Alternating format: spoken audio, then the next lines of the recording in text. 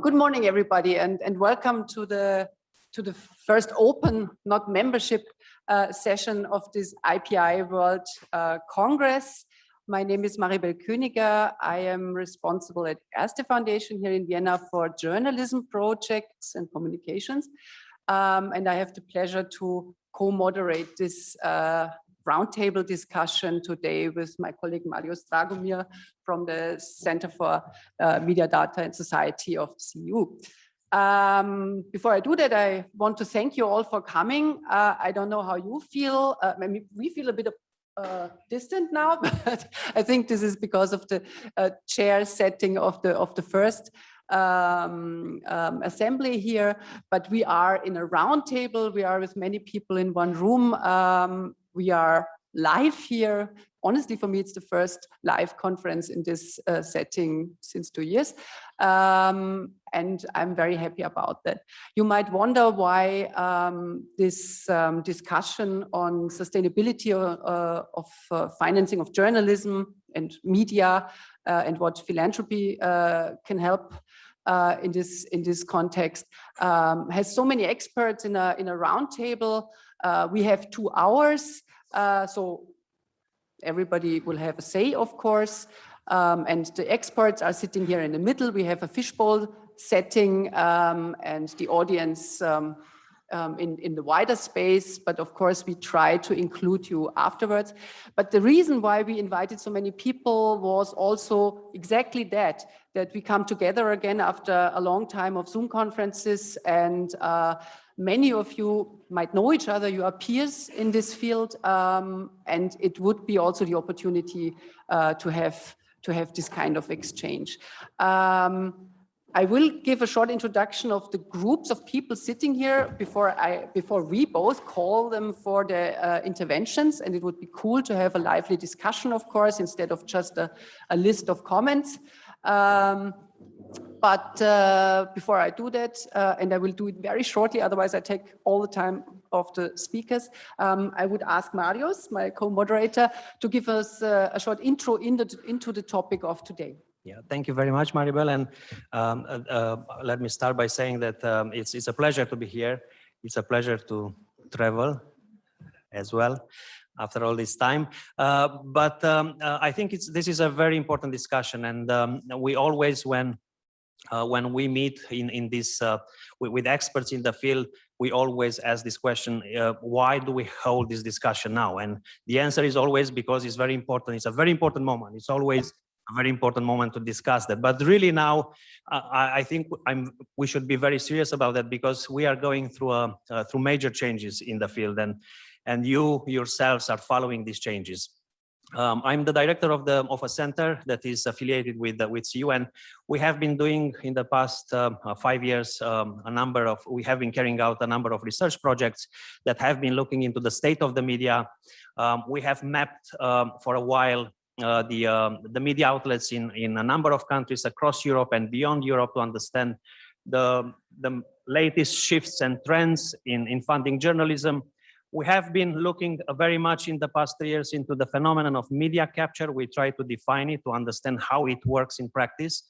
I think really this is an important time to discuss what is the role of philanthropy and what are the latest, what are the major entry points and opportunities for funding independent journalism.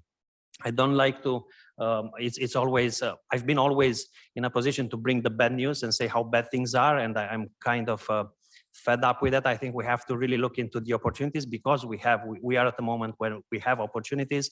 But I think the trends that prompt us to really believe this is an important moment is, on the one hand, the growing role of the governments in funding and supporting media outlets. If you look across the world, there is a growing role of the state in that. We are going to publish on Monday a report on the state of the state media in 151 countries, and it's quite discouraging to see that in more than 80% of the cases there is state control in the media. We have seen the spread of the media capture, this phenomenon where the governments linked with oligarchs and businesses are taking over a lot of the media space. We have seen the space for independent journalism decreasing massively in a number of countries, and we see these models being copied across Europe, and what is really worrying across many countries that are part of the European Union. So I think these are very important trends, and this is the best place and with the right people to discuss what should be done and what is the role of philanthropy. I will leave it there, and I'm looking forward to the discussion today. Very good. Thank you, Mario. So I do a really fast trip through our invited speakers to give them then the floor. We have a first round of discussions of experts meaning people who did research on the topic that we are discussing today, or have an overview of the field because of their function in umbrella organizations as such. And so I'm happy we have here Samir Pandania from Macroscope. He did a study that he will present, or is the lead author of a report that is important to the topic. We have, unfortunately, not everybody live in the room. We had to make some compromises, and we have Mira Milosevic, somewhere in Brussels, I think, joining us as the executive director of the Global Forum for Media Development. She will say something as well. And Marius will have two hats on and join these experts also from his from his position as the scientist that he is, of course, as well.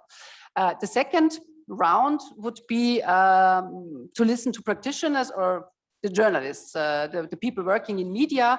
And we have here sitting Dragana Carkovic-Obradovic from BIRN, coming from Belgrade.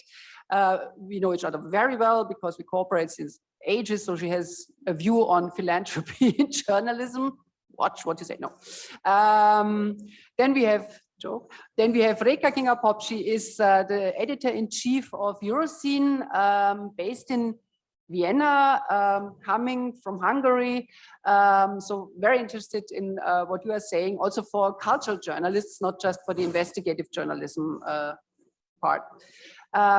Again, from Balkan Insight and Reporting Democracy, Claudia Tumanu, Romanian by birth, but Polish correspondent, which is cool, for these media, and so also a Polish perspective, or let's say the way how media either way are financed on both sides of the political spectrum will be her topic. And finally, Katja Patel, she is sitting here and might be known to many of you, Head of Programs, International Fund for Public Interest Media, Vice President of the IPI, and long years journalist from South Africa, and knowing very well the business, of course. Then coming, so to say, to the beef, in the sense, the donors, the people who work somehow as people in philanthropy, or maybe not just in philanthropy. We have very different approaches, and many. I would go through my list, and somebody who is also online, but with us, of course, is Knut Olof Ammert from Fritwood. Super important foundation, everybody knows it for funding of journalism. We also have online Meryl Borge. She is the director of a very new foundation focusing on journalism, Limelight Foundation, but with an experience already from Adesium, where she was before. So listening to her with big interest. In the room, Mary Fitzgerald, also having two perspectives because she recently switched sides, so to say, from Open Democracy, a media outlet, important one, to OSF, where she is the director of Europe and Information Democracy. Sorry, I lost my line. Scott Griffin is here for the IPI, and will comment from this perspective. Then we have Marie-Laure Mouchry sitting over there. She's fund manager of Civitatis, which is also an interesting concept because this is a platform of foundations that recently, for this year, actually introduced a journalism fund, and she can say something about why and how this happens. And ERSTE Foundation and Limelight Foundation and others are also members of Civitatis. We have André Lischka here from Porticus. He is the regional director Europe, and Porticus has a new, not so new approach on solution-based journalism, and he explains, or will hopefully explain us why this is so. Christoph Plate is here with us in the room. He's the director media program Sub-Sahara Africa, and from the KAS, from Konrad Adenauer Stiftung, Media Africa. And also he told me in advance that also this approach is a bit different than just funding journalism. So looking forward to that. Patrice Schneider, very special person here also from the Media Development Investment Fund. Another approach of funding journalism, not just by giving, but by investments. Finally, also online, the EU Commission, we have Audrey Spakauskas here. He can say something about institutional funding, and he's an important partner of the IPI programs, if I got it right. And I must say, if there is still time, I can, of course, with my other hat as ERSTE Foundation, a responsible person for journalism projects, also say something. So this is a huge thing. I'm not envying Timothy Large, who is also sitting in the room, because he will take notes from this discussion to give us a synthesis at the end of this long 2 hours, I guess, I fear, I hope. And this will us lead further, because this will be just a 5-minute condensed summary, of course. But afterwards, IPI will try to put down more in detail the findings of this session to take it further, maybe in other discussions. Of course, we will not forget the audience. Hopefully we have enough time to answer your questions as well at the end of these rounds, actually. So please take notes so that we get through the program. This was it. Marius, I hand over. Yeah, well, I think if you look at the program of the session, we want to start with a short introduction of the latest trends, then based on some research that that Samir and Mira have done in the recent months, I guess, this year. That's more like the idea was more to discuss to see what is happening in the field, and then we'll go through. We'll continue with a session and reactions from journalists who are actually experiencing all the things that we are discussing here, and then we'll have reactions from those who support what is happening in the field. So without further ado, I think we should just pass the word to Samir, who will tell us a few things, some of the key findings from the recent report that he has written. Samir, the floor is yours.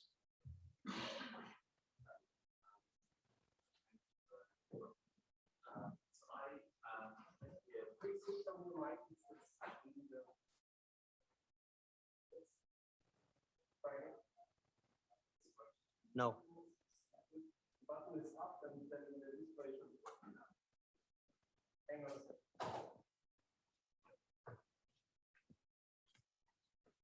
Otherwise, we have hello.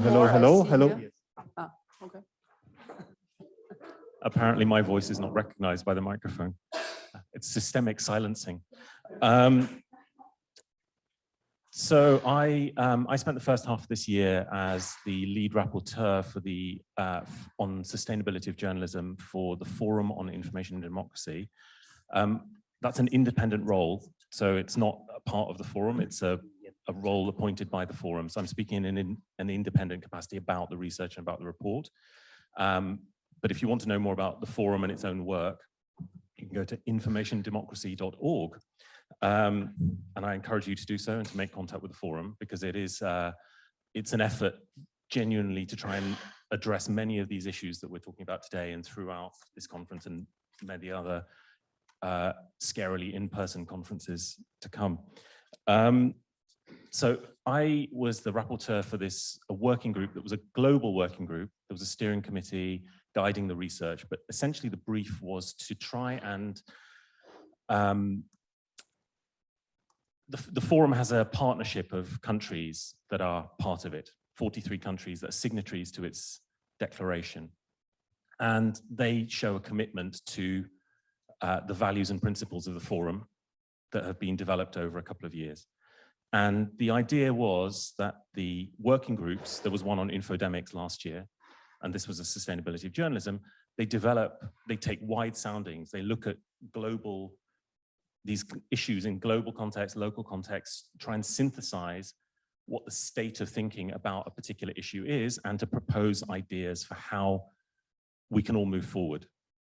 And so in the case of this report, you know, I think we're all aware that inside the fishbowl, inside the bubble, we all know that there's a profound crisis affecting the economics of journalism, the viability, the survivability of many media outlets, the strength of progressive policy, and all these different issues that we know and we're going to hear about from many colleagues around the room.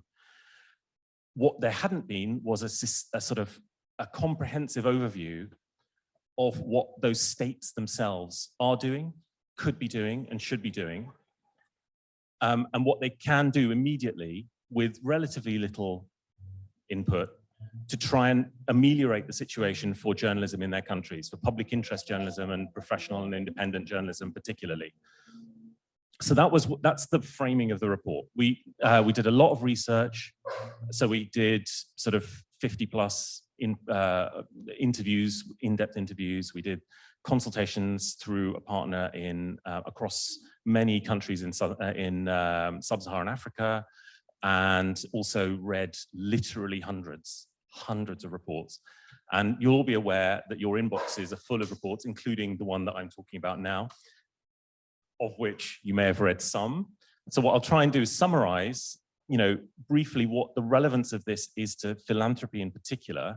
But you know, the context is that this report is much more broadly aimed at what governments can and should be doing, and what advocates can be doing to push governments and other actors with money to support journalism more systemically.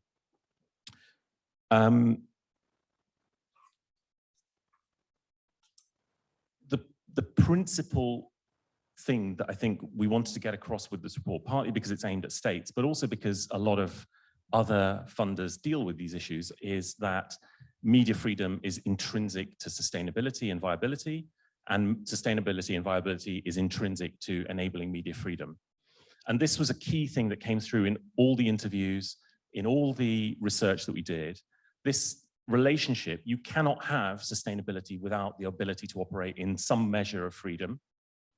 And you cannot have freedom without the ability to operate in a viable, sustainable way. That means having diverse sources of income and ability to accept money from different sources and things like that. And these are all trends, again, that we'll hear about from colleagues, but as a broad principle, this was the sort of entry point for the whole, you know, it was echoed across every interview. So I think that was a sort of major thing, the drumbeat. And the other drumbeat was that actually, yes, we can talk about lots of other issues. There are lots of symptomatic issues, lots of deep-rooted issues. But actually, as Marius was saying, the time is now to deal with the financing issue. If we don't deal with that, we won't have any media or won't have sufficient media to deal with other issues. Accountability, transparency, et cetera, et cetera, et cetera. And this was, again, a systematic message coming back from people. So I think that those are sorts of things that I think set the framing for the report. And I'll come back to sort of issues of that enabling environment in a minute, but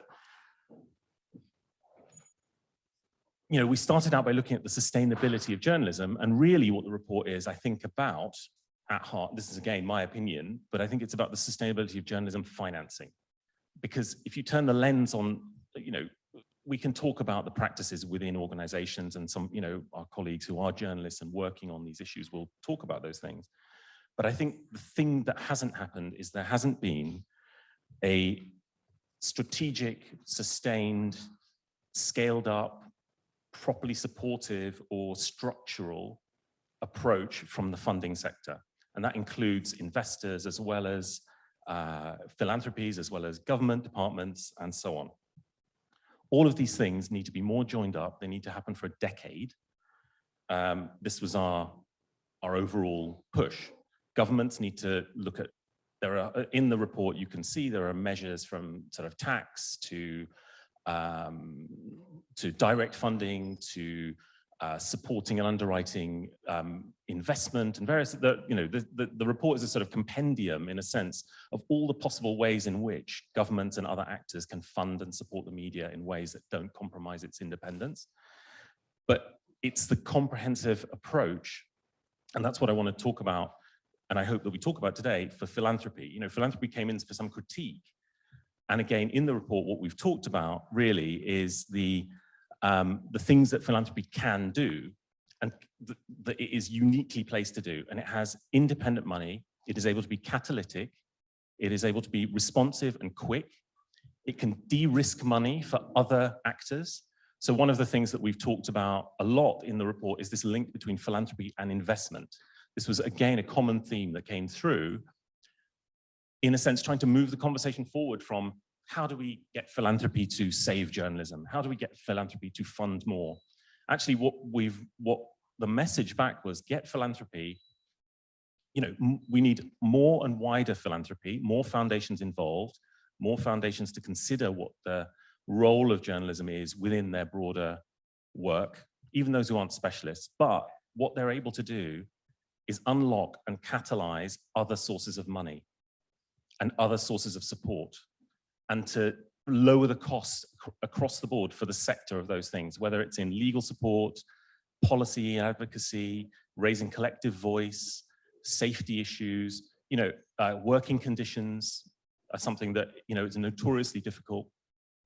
So these were the sorts of things that philanthropy is almost uniquely able to do, and is positioned in a way that, we felt it was important to include philanthropy and social investment, particularly within this frame, even though the report is broadly aimed at governments. So I hope that as we go forward, there's this sort of framing, that actually the possibilities for philanthropy, if it's disciplined, if it scales up, if it thinks long-term and beyond programmatic cycles, if it is journalism-centered, so it's designing from what the field itself needs and wants, then I think there is a really, really exciting opportunity for philanthropy in many regions. And I'm not just talking about, we deliberately excluded to a large degree the US because it's an outlier. Many places there isn't very much philanthropy. It's restricted, or it's not able to operate. But we have a very large opportunity ahead of us if philanthropy is sort of disciplined and coordinated and works as a sort of catalyzer and unlocker of collaboration across the sector. And we'll hear a little bit, for example, Civitates was a case study. And there are examples like that I think we really can learn a lot from now, and that will have a huge impact, really. Thank you. Thank you, Samir. I think I would go to Mira for her presentation, and then maybe we can take some quick questions, and I will have a very brief discussion, and then we move on to journalists, right? Mira, can you hear us? Yes, I can hear you. Can you hear me? Yes. Well, many thanks to IPI and ERSTE Foundation and your teams, and Marius, to you and Maribel for structuring and organizing this panel and managing to organize a hybrid IPA Congress. It is a great pleasure to be with all of you today. Unfortunately, I was supposed to be with you in person, but after being in contact with a confirmed COVID case on Monday, I had to unpack my bag and cancel my trip to Vienna last minute. But I do hope that we will have many more opportunities to meet soon. I'll go straight into 4 studies that I looked at that provide some background trends that are actually add to what Samir was saying and are related to the question that you asked. I looked at a recent Journalism Funders Forum survey, 2 surveys from GFMD that we did in 2019 and one that's just being finalized. and Reuters Institute for Study of Journalism study that was looking at COVID emergency support. And I'm looking at two layers, individual organizations and relationship with philanthropy, so micro level, and journalism support sector, especially private foundations, so so-called macro level, and what they are doing tomorrow. So tomorrow together. Let's start at micro level. There are some interesting common points in all these reports. When we look at the type of philanthropic journalism funding, all the surveyed foundations that the Journalism Funders Forum looked at award most of funding as core operational support. And this is a very good sign. This is something that we've been talking about for years. And this flexibility and innovation that Samir mentioned from private philanthropy organization is one of the most frequently mentioned demands by journalism. So philanthropy is responding to needs on the ground. And they also have plurality of approaches that actually do support what we want to see in the media field as plurality of sources. This is unfortunately in contrast with international development donors who largely provide short-term and programmatic funding. And when asked what kind of operational improvements they would like to see in the provision of media development assistance, the GFMD survey respondents expressed the desire, of course, for more institutional core funding and for longer term funding. Speaking of those issues that are trending that Samir mentioned, most of our this year surveyed organizations single out issues related to securing general funding. And then the second is working in environments hostile to independent journalism. So that corresponds with the sustainability study of the Information and Democracy Forum, where media freedom and sustainability are correlated. And of course, sustainability was by far and away the most challenging category of issues. So the question that you're asking is most relevant today. Interestingly, this also resonates with Reuters' report that looked at COVID emergency funding. And for instance, one organization that has provided COVID emergency support said that a significant portion of their recipients and applicants, nearly 90%, were asking for money to cover basic needs, including rent, mortgage, and utilities. And of course, we are still in the COVID emergency situation, and then we will have years and years of post-COVID relief phase that is coming at the same time where we have the biggest crisis of journalism sustainability that we've seen. So some of the recommendations, of course, include provide longer-term funding and support for organizational operational costs, but also reduce the burden and expense of bureaucratic application and reporting requirements. And there, Samir mentioned some of the initiatives like Civitates, where funders are actually leading the trend of coming together and thinking about how they can come up with a standardized approach to application and reporting. There is a third recommendation, and that is invest in building the capacity of organizations on the ground to effectively fundraise.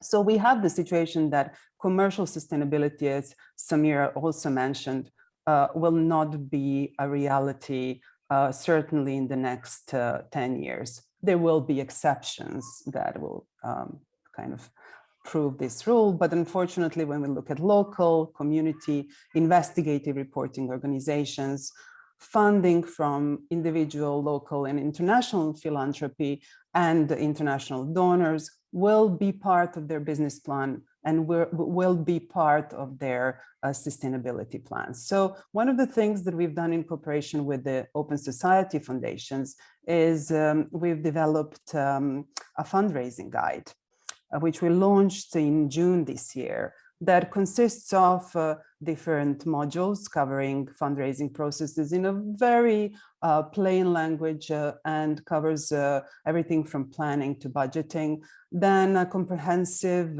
lexicon of terminology that, as you know, can be different. Philanthropy funders have more approachable terminology, whereas institutional funders can sometimes have quite a high threshold in terms of understanding what they mean by certain terms, and between each other they're different.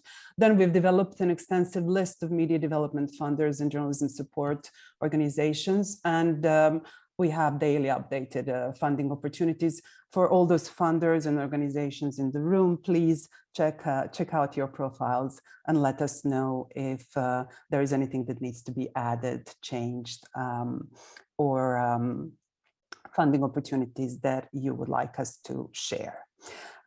We also have a special access to templates, tip sheets, and consultancy clinics for GFMD members. And one of the recommendations that we also are addressing is we are now working with members and our partners to provide these resources in different languages, because languages, especially in emergency situations, can be a big barrier to access funding for journalism. Now to the macro level, and as Samir said, even though majority of mentioned philanthropists get individual grants and relationships right, especially with the long-term partnership and support, there is a clear need for scalable systems that would provide systemic support to journalism while and where there is no commercial model to sustain it. And I usually speak about these market trends, and we know that there is at least $3 to $5 billion or euro gap to plug in at these basic levels of local journalism, investigative accountability. And at the moment, we have around 500 million euros from international donors annually, and around 100 million from private philanthropies, including the US, and also some of the corporation giving from big tech. So we are far away from what could be needed, but at the same time, this is life-saving assistance. On the European side, speaking about Journalism Funders Forum research, there are around 150,000 foundations, as you know, in Europe, but only 19-20 ongoing active journalism funding programs with a round of 20 million euros annually. That's, according to Journalism Funders Forum, 0.03% of overall philanthropic donations. And then for comparison, they noted that only Google's Digital News Innovation Fund alone spends on average 37.5 million. Unfortunately, tech companies still prefer to have their direct corporate giving rather than independent foundations. So there is also work to be done, but also there is much work to be done explaining to other foundations and other donors why journalism and quality news coverage is indeed social and charitable cause of systemic relevance. And the situation is very similar in terms of numbers in the international development assistance that goes to media and journalism, and it remains stubbornly a small fraction of total aid, just at 0.3%, really small fraction of all OECD giving. And even there, the case for journalism is being made more intensely at the moment, and we'll see, Khadija can maybe tell us what we are looking at, for instance, in this attempt to establish International Fund for Public Interest Media, where again, private funders have responded more quickly and with more understanding for innovation. There are other recommendations and other trends that are very similar between these four reports. One is that there should be a central data repository, that there needs to be more facilitation. Our GFMD findings are consistent in 2019 and 2021, that donors, funders frequently lack the expertise and resources to keep up with the changes and new trends, and also to dedicate themselves to this area. There are... Thank you, Mira. Okay. I'm just aware of time. Okay. And we have a lot of speakers. If you want to wrap up with maybe the conclusion, or yes. So what we are looking at is addressing this need to have more evidence, to have more facilitation of networking, knowledge sharing. And so we've set up a collaborative project that's not only ours, with the donors, funders, media development organizations, journalism support, and the partners on the ground. I've shared both links here. It's called Impact International Media Policy and Advisory Center, with the aim to link all the evidence and to provide it more easily to those that need it and that want to get engaged with this scene, and hopefully also to provide support for any systemic attempts to increase the support, but also to make it more efficient. Thank you. Thank you very much, Mira. Well, before opening up for a few questions related to the findings and the research that was presented there, let me just pick up on 2 points. One is one has to do with the very question of this debate, which is what was the question? How can philanthropy help independent journalism, and how can philanthropy help the sustainability of the sector? It was great listening to Samir's findings and the New Deal for journalism that he wrote about, as well as to Mira's numbers and her advice for support and the need for core support for media operations to become sustainable. What I want to refer to are 2 things. One is this issue of sustainability. And I remember like 3 or 4 years ago, some of you were there, we were in a very nice chateau in France, discussing more or less the same issues. And when I came back, intrigued by the discussions there, what I did was to get together a dozen of my students and, let's just look at the media outlets in the world and see how many are sustainable, how many are supported by philanthropies, and what is happening there. We call it fun research sessions in my center. So what we have done until earlier this year was probably map roughly 320 media outlets in 80 countries in the world. And there is a tension there. There is a very positive finding, and the positive finding was the fact that all of these media outlets survived thanks to philanthropic funding. They didn't survive on themselves. So this is the good thing. And I think you all know that. You know that, in fact, a lot of the independent media in the world wouldn't survive without the philanthropic contributions. But on the other hand, when we looked at how many actually became sustainable because of that funding, although the connection is very hard to make, we came up, it boiled down to 8 media outlets. And of course, we used a very harsh definition of sustainability, where sustainability is funding generated on their own. And we had to make it clear because in my previous work many years ago at OSF, we had many meetings with grantees and we talked about sustainability, and some of them were coming to us and saying, oh, we just became sustainable. We have four philanthropies funding us. And this is not sustainability. Sustainability is when you generate funding through your own services and the demand for your services. So this is one thing, and maybe we can address that because it's part of Samir's research. It's central to the work that GFMD has been doing for a while. And the second issue I wanted to refer very briefly is the issue of media capture. There has been a lot being written about that. We obsessively wrote about this issue in the past 2-3 years. As I said, we try to define it, and it's a situation where you have regulation being controlled by the governments. It's a situation where you have public funding, government funding being misused or used by the governments to control the media. It's a situation where the government controls public media and transforms this media into propaganda channels. And it's a situation, and this is the most serious part of the capture, where the governments with local oligarchs take over private media. So really, again, I keep repeating this formula. When you think about that, you have a space, you basically have very little space for independent journalism. But what we have to really think about is probably where did it start? And I think I'm not going to say that the philanthropy is to blame for that, but I remember again the discussions 2 decades ago when some of the foundations were funding policy and policy initiatives. This media environment and the results that we see are a policy problem. And this is the result of a series of policy developments that led to that. I remember in 2010 when Viktor Orban came to power again to Hungary, and we were discussing how serious was the law that he adopted at the time, and everybody was saying, that's fine, we can support journalists, they are very tough and they will push back. They didn't push back, they got bought, and most of them lost their jobs in the past decade.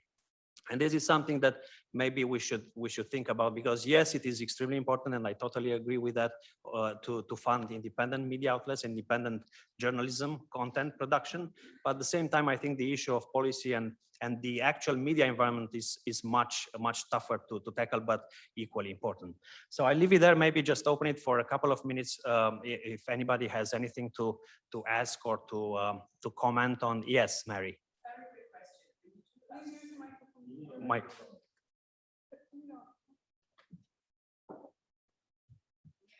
No. Can you hear me now? Yes. Yeah. Very quick question. When you talked about sustainability and the 8 organizations that actually were sustainable because they were generating income themselves, what was the level there? Like, how much income did they have to generate? Did they have to be entirely sustainable, not reliant on philanthropy, or were mixed models? Entirely. That's why I said that it's a very drastic definition. And again, we did that because we wanted to just play with the formula and see what is happening. But of course, I think if we go in depth, yes, I agree that if you have 10% of your budget from funders, that's from philanthropists, that's still sustainable. But we really wanted to see who is on their own feet after all these years. And well. Yeah, because one of the things when I was at Open Democracy, I kept saying to my team was, sustainability means a mixed income model, right? It means lots of different types of income, because that is the key to our independence. We don't want to be reliant on one philanthropist, one business model like advertising, one proprietor, one owner. We want, if the rug was pulled out of any of these income streams, we would be able to survive. Yep. And that was the goal. That financial independence was the way that we talked about sustainability. So. Yeah, but it's still interesting to know that only 8 were able to actually wash their own faces. Yeah. Thank you. I'll get one more question. Yes, in the back. Please go ahead. And then we can move to journalists. Thank you. I'm Caroline Villemin with Fondation Hirondelle. It's actually 2 questions. One is, I think it's dangerous to differentiate financial sustainability from governance and managerial sustainability. So are there studies showing the importance of both? It goes to Samir's remark about media freedom and sustainable media. And are there trends where philanthropists actually help with longer term media than public aid that very often is limited to electoral cycles and change with priorities? And could that be there for philanthropists a role to play, for long-term help with the media sector? Yeah, thank you very much. We'll get to you. Sorry, I'm again very aware of time. I think the second question is a very big one, and let's address it in the group. Very briefly to that, I think it's, yes, of all the outlets that we studied, only those that were funding on a very long term actually reach sustainability, but we'll get back to that. But the first question, Samir, Mira, do you want to jump in and comment? Samir. I think one of the things that was fundamental is that, yes, financial sustainability is key, and it was the thing that came back to us again and again and again. But actually, what was even more than sort of governance and independence, there was just a basic competence issue that came back. Majority of organizations are, they don't have, there was a very persuasive study in Ukraine that was done about rural media in Ukraine, and looking at what percentage of those had a financial plan, a budget, any staff that deal with finance. And that is, when you talk to people across investment, maybe from Patrice will hear, lots of partners that you will have, or even experienced people in your networks, the fragility of organizations just fundamentally in their own staffing, let alone in terms of governance or in terms of their ability to sort of guarantee their operational independence, is very, very widespread.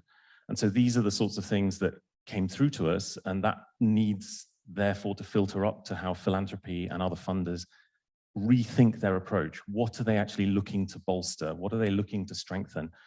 And the big thing that came back was actually a lot of philanthropy is still focused on content, which is, the feedback that we got.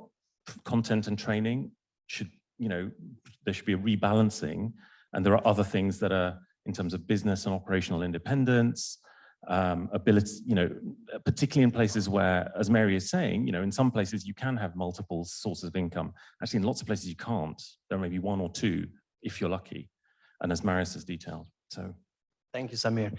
There are no questions, Maribel. Shall we? Oh, Mira, you wanted to add something? Yeah. Yes. So just to kind of reflect on your comment on sustainability and Mary's comment on sustainability, what we are seeing, especially for those small nonprofit newsrooms, is this new hybrid revenue mix. As Mary says, it also provides independence, but those hybrid revenue mix models actually include philanthropy, both local and international, as a long-term part of their sustainability. Hopefully in 10 years, maybe it will be only commercial sustainability, but I think we need to look at this 10-year perspective as philanthropy being part of the mix.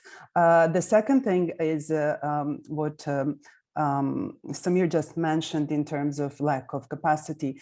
At the same time, we have the survey where the top three most difficult areas to fundraise for is fundraising and human resources and unplanned emergency needs. And from the research from the Ford Foundation that when they looked at all those grantees they had over the years, majority didn't have any budgetary reserves. At the moment, for most small media companies, we can also say that not only they don't have any budgetary reserves, they also have problems with meeting their basic needs. And so there, that core support and long-term looking at capacity of them to do business planning and to become sustainable is even more important. Thank you very much, Maribel. Thank you. Yeah, actually, we would jump to the journalists, but I had a short comment that changes a little bit our agenda. I learned that Audrey has to catch a flight very quickly. And so I would take the opportunity to invite him maybe to be the link between the research and the practitioners and give his intervention from EU perspective now, so that you can leave for the plane afterwards. Thank you. Thank you very much. And first of all, congratulations for organizing this interesting discussion. I could not, unfortunately, join you in Vienna because at the Commission we still have rather strict traveling restrictions until 20th of September. Let's hope that things will improve afterwards. It was very interesting to hear the findings of the reports that you were presenting, and indeed the emphasis on sustainability, the emphasis on being able to continue operations in hostile environments, the emphasis on, let's say, hurdles associated with getting funding. And, of course, as a provider of some of such funding, we are interested to hear about these issues. And it's no secret that what the European Commission provides is, first of all, I would say, rather limited. It's improving compared to previous years because previously we were just relying on annual projects financed at the initiative of European Parliament, and then we, as the Commission, we would implement them. So what has improved is that Creative Europe has earmarked an envelope for media freedom, pluralism, and media literacy projects. So now we have some stability over 7 years because in the European Union, those big budgets are planned for 7 years. So we have stability in the sense that, okay, there is certainty that certain money will be coming each year for projects in the field of media freedom, pluralism. And the second improvement is that the previous logic was to finance projects on an annual basis, so the project would last typically for 1 year. And from now on, we would be gradually switching to a 2-year logic. So, okay, you could say that's not a big improvement, but 2 years, I would say, is better than 1 year. Unfortunately, where we are progressing less is on, let's call it, bureaucracy associated with funding, because where we depend more on the overall central rules on spending the budget of the European Union, and so inevitably we will still be, requiring some reporting associated with the funding. And another limitation that we have, and probably this is a gap that I will bring back home and I will talk to colleagues about it, is funding of operational expenditure, because our funding is tied very much to results to be achieved, be it content to be produced, or be it trainings or innovative solutions to be put in place, and we expect that to happen. And for the time being, we're not a good source of operational expenditure, while we, being at the same time policy unit, we do see, what is happening in certain member states, and in certain member states, indeed, sometimes media outlets face a very hostile environment and struggle to continue their operations. So we do know about the need and the gaps that emerge in such in financing operational expenditure of media outlets. And perhaps let me finish this intervention on a more positive note. So for those who followed yesterday the State of the Union speech of our president, Ms. von der Leyen, you would recall that she kind of singled out media freedom as one of the core freedoms among all the fundamental rights, and she announced that we would work on Media Freedom Act. It's a legislative initiative, not a financial one, but the one which pursues the same objective, that media outlets face less obstacles in the European Union and more empowerment in the European Union. And today, many of you would know that we are announcing the adoption of recommendation on safety of journalists. It's a recommendation to member states, so it's a start of a process of improving the working environment for journalists across the union. So we are busy and will be busy over the coming weeks and months in this field, or important field of media freedom and pluralism, and I'm sure we will have occasions to be in touch. Thank you. Thank you very much, Audrius, and thank you for your participation. And pity that you cannot stay, but maybe you can see the rest of the conference or the sessions then online, because it's registered anyways. Thank you. So now I would go back to our agenda and really ask for the journalists' comments, and I would start with Dragana from Birn, and please let us know how sustainable Birn is actually. Working? So I'll just make like very brief introduction. I don't want to spend much time on what BIRN is, but I guess like not all of the people that are here know that BIRN is a network of the Balkan media organizations that are mainly involved in investigative journalism and outside of Balkans, known through our English language analytical publication that covers Central and Eastern Europe called Balkan Insight. And BIRN is by definition non-profit organization, but I really like the definition that you brought out about like what means being sustainable. Like if we look strictly at our revenue streams, a large percent of it is coming from the donors, like being philanthropic organizations, but also governments, intergovernmental donors, and so on. And just a small percentage of our money actually is coming from the subscriptions for our English language publication. So there are a couple of reasons for that that I would like to bring out, because I think they make like a huge difference in when we speak about the expectations about the sustainability in different regions. I'm coming personally from Serbia.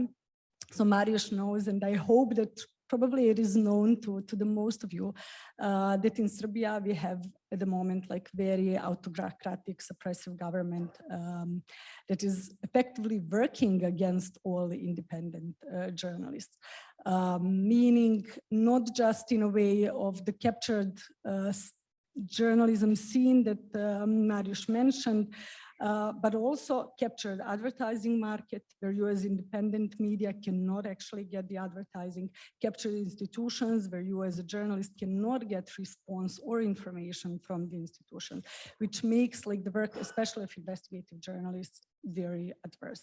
And on the top of that, we are subject of continuous campaigns against like our organizations where the main argument is that we are foreign traitors, mercenaries, and that we are paid for the content that we are producing, which is actually truth. We are paid for it. But I always say like we are never asked what to write. And that's the difference that exists between like our organizations, which I can say that is independent, no matter like that we are getting money from a different range of organizations compared to other media in my country that are government funded or that are actually working on the market, being sustainable by all the definitions, but not fulfilling their public role. So I always want to raise like the awareness about like the different regions. Serbia is by far not the worst region in the world, but I think like in the European context, probably one of the worst countries. So at this moment for us, like any talks about sustainability are not realistic. Another revenue stream that we didn't talk much about today, and I think is important, is probably audience as potential income. In my country, for example, there are not even basic technical requirements fulfilled. Like it's still very complicated to make donations electronically. So that's the first thing. And then like the standard of the citizens, the culture, the media literacy, the ability to make the difference between like the media that are working in the public interest and the other one is very much hampered by the campaigns that the government is running and all the propaganda that people are subjected to. So I have to say that for organizations that are working in the environment as the organization that I'm leading, BIRN in Serbia, international funding is extremely important. And I will just make, like from my very own experience, a couple of remarks, like why philanthropic funding sticks out in that sense, like what are special advantages of having that kind of funding. So first of all, we've seen that during the COVID crisis, it is much more responsive to the needs and able to react fast. Unlike the funding that is coming from the government, like big intergovernmental funds and so on, it takes them much longer to adopt strategies, to align their foreign policies and so on. While with the philanthropic donors, it's the different story, especially if you have developed relations with these donors, which is also one of the huge plus sides, that with these philanthropic organizations, you really can go into the partnership, as we, for example, have partnership with the ERSTE Foundation since 2007, working on a joint projects where we are not just, I would say, like implementer and their grant giver, but it is like a value-based partnership. And I think like that is something that makes added value in working with philanthropic foundations, because it is based on the values, on beliefs, on what should be the role of independent media and what kind of assistance it should give to societies where we work. Which brings me to another thing that I want to highlight, and that is the freedom that philanthropic organizations are having to choose their topics and their partners, which is not always the thing with governments and intergovernmental organizations.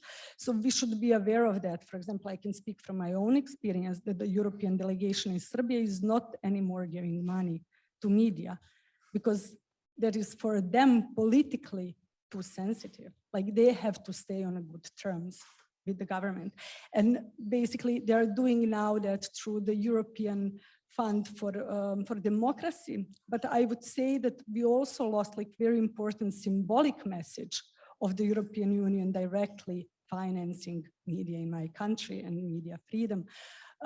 So in that sense, I think like that's the big advantage of philanthropic donors, that they can really get involved in the things that they believe in and that they think are important, and they don't have to care so much about the potential consequences on their political stands or interests of the companies that they're representing in some countries and so on. And that makes them also much more resilient to the negative campaigns that anyway, like through media organizations that they're supporting, they're also subjected to them, but like they're hopefully at least more resilient to those. And then like very important thing, I've heard a couple of comments about like that foundations tend to invest more into the content. Yes, I believe content is important. Everything else is important, but we are in this job for the content. So for me, like content is absolute priority. And what foundations are exactly bringing in is diversification of content, is plurality of content, is what media are there for, because there are many topics that otherwise wouldn't be covered, like the topics such as the poverty, cultural politics, social issues that are not topics that you can sell on a market, that are not easy to communicate, but still are very important topics. And I think that's the big role of philanthropic foundations, that basically based on the topics that they care about, they can choose their partners and make them more prominent into the public. And just one thing, like, because I think like I'm pretty much out of the time, so many things to comment on. About the freedom and sustainability, absolutely couldn't agree more. I think that's like one of the big pickups, like one doesn't go without the other. So while we can still see that many new donors are coming into the media, there is still a huge space for educating donors and foundations about these direct connections, that basically you cannot work on environment or on the social issues and basically neglect the role of media, which is very important, because otherwise we won't have any of the liberties and democratic development. So that's it from me for beginning. Thank you, Dragana. We have an immediate reaction from the audience, but I would first, to make it round and I keep it, ask Claudia to jump in and give also, because you are so close and working together, this Polish perspective on media freedom. And please. Okay, so I was thinking that I could present a bit the Polish picture and perhaps leave open a bit the question of where philanthropy can intervene to support independent media. So as you probably, at least most of you know, Poland is an example of media capture, the way Mariusz described it. So we have the state media actually in the hands of the government and actively being used as a propaganda machines from the government in quite caricatural way. But then the other interesting thing that has happened since the current government came to power in 2015 is a massive shift of both like budget resources and advertising budgets from the state companies towards right-wing media. And right-wing media in Poland is a quite developed sector. It's not only the state now, but it's several private conglomerates that have the ear of the government and have seen increases in advertisement budgets to the scale of 1,000% or 500% compared to pre-2015. So some of the main media conglomerates on the right side of the spectrum. And of course, that money has shifted away from independent media. So titles that you may have heard about, like Gazeta Wyborcza, for example, that has been the kind of, how to say, most important brand of independent media in Poland in the last 20 years, 30 years now, since the fall of communism. They've seen these resources shifted away from them. But, I was thinking that the Hungarian, like we would hear about Hungary first, as bad as in Hungary. It's like, and you know, one more bad thing happens to media and we are like, can we still say, you know, that it's still not as bad as in Hungary? But I would say it's still not as bad as in Hungary because, you know, when you like, in fact, some of the independent media have seem to have figured out some ways to keep going financially without being over-reliant on philanthropy. So, you know, I'm like, without getting into details, I would say that Gazeta Wyborcza has been implementing a pretty successful subscription model. They've been implementing it in the past, as far as I know, about 5 years or so. They've reached over 250,000 subscribers, which they say compares pretty well to other European similar publications. So they say they're like number 10 among European dailies, like in terms of number of subscribers.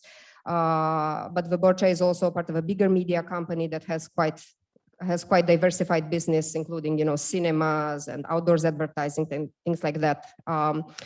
And actually, interestingly, this year there was a conflict between the newsroom at Gazeta Wyborcza and the shareholders, because the shareholders wanted to, you know, make some modifications in the work of the newsroom.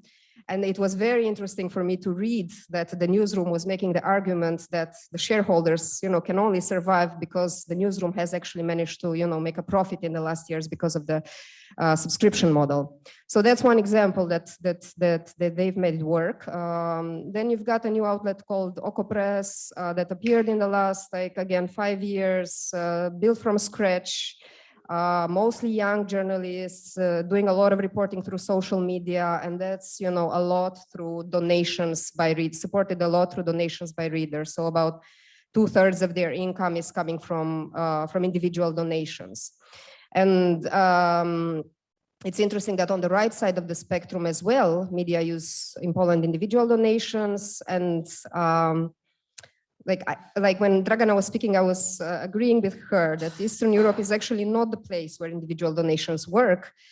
But on the other hand, in a society like Poland, where polarization seems to be pretty high, I think there might be some kind of new lease of life for this model.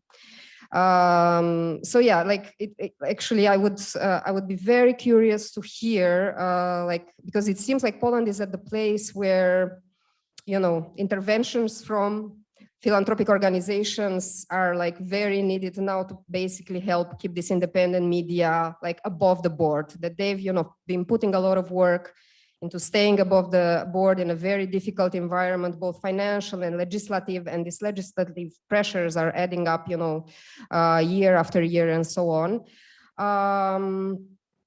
And, you know, like, I'm far from having the answer about where would be these intervention points. But I would say that, I think you mentioned legal aid and things like that. So, you know, this independent media in Poland, they are under enormous pressure from all sorts of slap lawsuits. You know, it's masses of them, and it's from different actors, including governmental actors, right-wing foundations close to the government, various companies, and so on. But also, yeah, like as an Eastern European, I'm very much a fan of this core funding argument. I think what I also witness in Poland is a kind of a rise in unionization of journalists, where we have a history of, you know, 2-3 decades of, you know, this being a very precarious profession, and there's a more and more consciousness that, you know, journalists do need a salary. So there's a lot of effort that these independent newsrooms are also putting into kind of, you know, making sure that they've got a core team that can survive across time. Yeah, that's it from Poland. Yeah, thank you, Claudia. I keep you in mind, but I have to jump a bit now to Hungary. So I know that actually that Reka is not, she wants to talk more about, I think, cultural journalism and not so much about the Hungarian situation, but it is as it is, right? And I have, for example, to add to afterwards when Marie-Laure will talk with Civitatis, from my experience as a foundation working in Hungary as well. This platform was also founded because some foundations didn't want to appear directly in Hungary because they were afraid to be attacked. So the Civitatis is a result of this situation as well. So interesting situation there. But Rebecca, your comment, please. Yeah, just in a quick reaction, the weather is still better in Hungary. That's one thing. I mean, you know, we can argue both sides, but I'm on the warmer side. I wanted to quote the Polish emigre writer Czesław Miłosz, who lived in France and remarked, you find the exact quote on Eurozine, of course, if you search for his name, that all these Western intellectuals always talk about the big words of freedom and integrity, and they somehow always fail to ask me whether I have money for lunch. So I do appreciate an occasion when we are asked, or people concerned or caught in these situations are asked whether they have money for lunch. And I have pretty similar remarks to my colleagues before. Basically, the core of it, why doesn't the funding body want to pay for wages? And this doesn't apply to everybody. I think Mr. Perkauskas is very lucky to have left early. He saved a serious meltdown on my part. How come the European Commission is redirecting some of its core cultural and media funding from operational grants to project grants in the middle of the crisis of a freaking century? Who even came up with this idea? I understand they're trying to make up for a bunch of pretty serious problems which stem from how the European Parliament is being paralyzed, for instance, by the Hungarian and the Polish governments and their representatives. But still, come on, these are unforced mistakes. And also, the ratio of funding for wages is always questioned in almost every grant project that anyone ever writes. What am I supposed to pay for? Am I always supposed to pay for reinforced concrete? Is that the only thing that's understandable for a funding body? I know, you know, I'm not going to talk about this all the time, but I do have to make this argument. Even reinforced concrete costs money because it's work. It takes work to get there. So let's just put it out there. And I am very thankful and respectful with everybody who has a good understanding of that. For instance, Fritwood Foundation or the European Cultural Foundation, for instance, who were probably the first or among the first to adequately react to this crisis very quickly with the Solidarity Fund with a low threshold. Now, that's the end part. I do want to reflect on this. So this is an interesting thing on my name tag. I discovered I come from Austria, Hungary. The dash has been exchanged for a slash, but it still feels positively Habsburg, especially in the setting. And I'm not going to argue with that. Marius will know as well as many others that there's a few thousand people who live in Austria, Hungary. Well, probably a few tens of thousands of people who live in this permanent commute of the European wage vacuum. And it is indeed true. I do not refuse to talk about the Hungarian situation, but if you want to hear about media sustainability, there's probably Márton Gergely here among the crowd and is going to be on one of the following panels, who is the most competent, I think, in this regard. His former paper, Népszabadság, was in fact closed down from one day to another after a government, close to the government owner acquired the paper and just sent motorcycle couriers on a Saturday morning to everyone that they are being suspended. And now he works with HVG, which is arguably or probably the most diverse or rocks the most diverse mix of income and model in Hungarian media. So he will have a much more relevant input on this front. I would also say, and I'm siding with authors like Ecce Temelkuran here or others who have a problem with this emigre intellectual status or the exile trope, that these examples, either in Serbia, which is much less discussed on the European Forum for some reason, or Poland or Hungary or even Slovenia, are not isolated cases, and they are not spreading like a virus. They are spreading like all viable business models are. Media capture is a very viable business model. I would just mention a few things that for potential funders, and I do understand that the funding bodies who are represented here already have an understanding of having to listen to their potential beneficiaries, but just to make the case probably for outsiders, why philanthropy and grant funding or any sort of state funding or institutional funding is necessary in this field.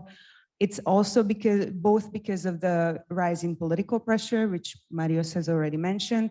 It's also because of unprecedented monopolization in the media field. And by media, I don't only mean press, I mean all aspects of media, and also the hijacked digitalization, which basically, instead of a recovery from the crisis of 2008, resulted in these super monopolies, which throughout the world have made mainly, especially non-mainstream media, just not a viable business. It's not because non-mainstream media is not relevant or nobody needs it. It's because advertising models and subscription models have become close to impossible. Crowdsourcing, crowdfunding, subscriptions are an important means, but they are a very, very high investment model. So for crowdsourcing, for instance, the turnaround oftentimes takes up to like 50% of investment, be it labor time or work for campaigning or funding for campaigning, takes about 50% of money to invest of what you are going to make on it. I'm not an economist, you know, from my language.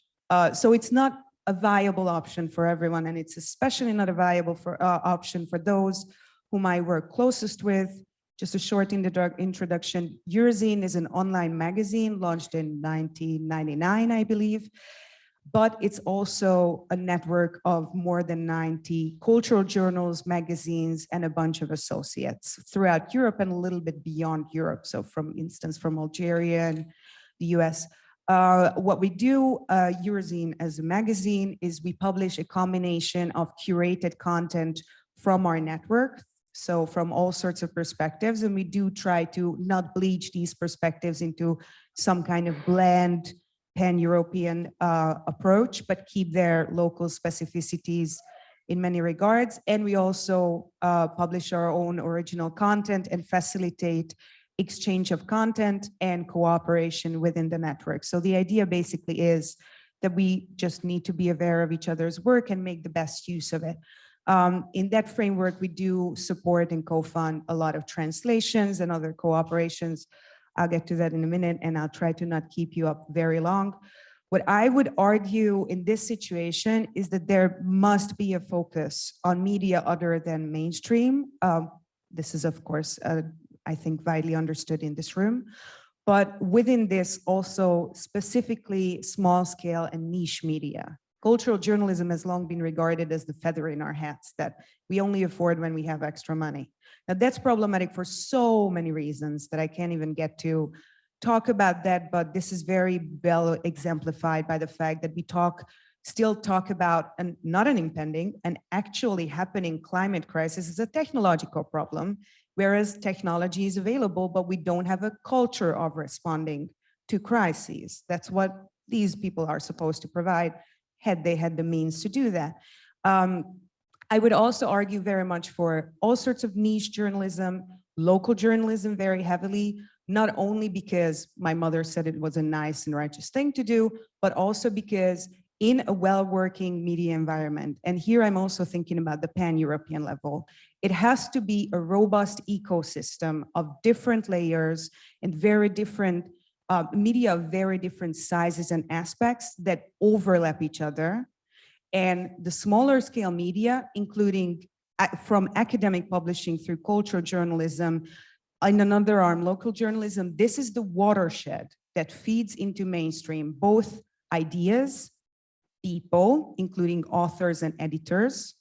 By the way, editors, I don't even know how editors are supposed to come to life. They're just supposed to like condense from thin air because they don't have education, right?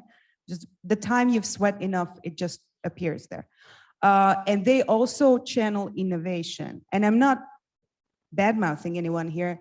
Institutional innovation, including decent diversity, doesn't happen in institutions above a certain scale because they're just never going to have that kind of outreach. So this sort of pipeline, or I would argue more like a watershed of feeding new ideas, new people, or old ideas, and very specific types of people into the mainstream and into a general discourse happens at this level. And that's why it must be taken into consideration that funding for outlets that are not read by millions of people, but bring very, very worthy and relevant things to the table has to be available. And of course, project management and fundraising. Yeah, okay. Super, thank you. Sorry, very sorry to interrupt you.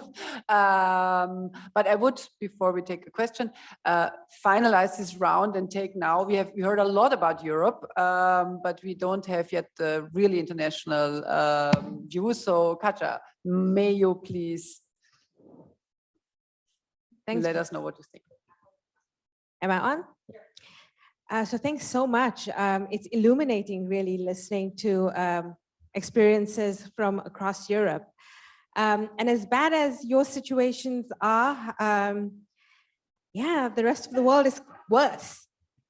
Because for low and middle income countries, the potential for sustainability does not exist. Let's just be very, very clear. It does not exist. It's not for nothing that we are talking about a media extinction event. I come from South Africa, and until last year, I was the editor-in-chief of a fantastic institution called the Mail and Guardian, a storied institution that was fundamental to South Africa's struggle against apartheid. But it's struggling. It is, you know, the Mail and Guardian will be very lucky to survive, I think, the next 5 years if it does, right? And this is an institution with a storied history, with good support, some level of philanthropy. Its majority shareholder is the MDIF, so it's protected in that way. And yet it's not guaranteed of success. And this is South Africa, the most developed economy on the African continent. That just gives you an idea of what the situation is like outside. It's bleak. It really, really is bleak. There is very little hope, I think, of us finding innovative models right now to fund journalism. The only innovation that's happening, and I say this about sub-Saharan Africa, but I've also been speaking to colleagues in Latin America, in parts of Asia, and this is something that Maria Ressa has also been talking about, that the only innovation that's happening, the only innovation that we have capacity for right now is survival. If we're able to pay salaries at the end of this month and next month, it means that we've done something innovative to actually get to that point. And this is the situation, like I said, across the world. Of course, there are glimmers of hope. Of course, there are a couple of institutions that, you know, are rowing against the tide and are making it. But I think that it's very dangerous also for us when we talk about funding, when we talk about media development, when we talk about sustainability, to use broad brush strokes. Because I think, you know, even within Africa, the situation in South Africa and what might work in an intervention that might work in South Africa is very different to what's needed in just next door in Zimbabwe. And Nigel, I hope, is somewhere here and he can tell you about that. So I think, like I said, I was a newsroom leader for several years. And it's a fantastic job. Yes, editors do apparently just fall from the sky. You're right. We just materialize somehow. And no one tells us the truth about what that job really entails. It's a damn hard job, but also one of the best jobs in the world most of the time.